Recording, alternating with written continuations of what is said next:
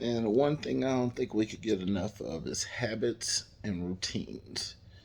Um, Having good habits and good routines pretty much lay out what type of a person you are, what kind of a worker you are, what kind of a husband, what kind of a wife. No, for instance, I have a couple of things that are kind of annoying to some people, but they're just uh, my growing up. We had to make our beds perfectly.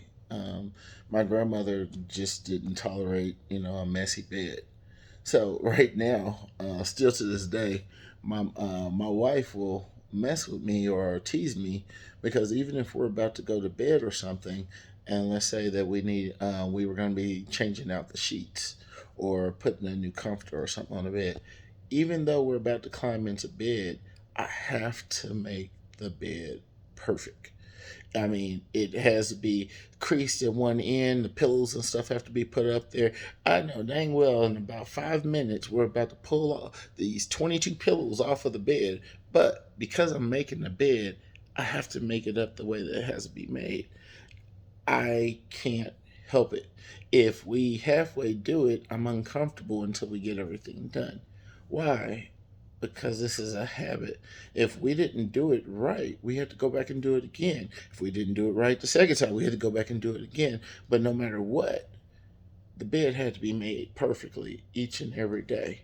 If we could apply more habits to our lives, like someone getting up and doing a workout routine, even if it was just walking 2 laps around the neighborhood. If you got up at 5:30 in the morning and did those 2 laps every single day, that habit would be something that would lead to a healthier life and a life where working out or getting up at 5:30 wouldn't be a hard thing to do.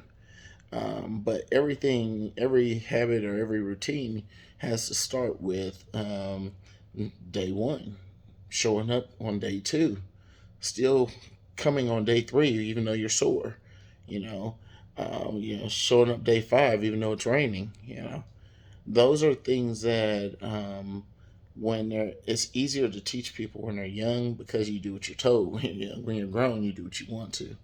So when we're older, if we want to start or build these routines or habits, we literally have to be the ones who choose to make the decision that we're going to get up at every day at this time, or we're going to work out at this time every day, or we're going to go walking, or we're going to go out to eat at this certain time. Everything that we do, the habits have to be based upon what you choose to do in your life because you're not a kid anymore. So therefore, no one's going to make you do anything.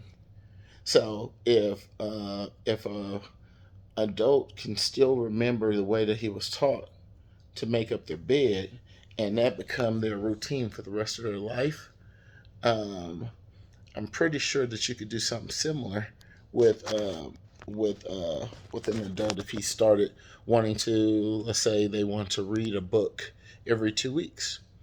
They could make sure that they start at a certain time, make sure that they get in all the hours they need to, and make sure that it has to be finished by a certain amount of time. That's a habit that a person can start, but it will be their decision to make sure that they continue doing it. No one would make them do it. As a kid, if we didn't do what we were told to do, there are consequences or punishments or someone else that made us do to go back and do it again and again.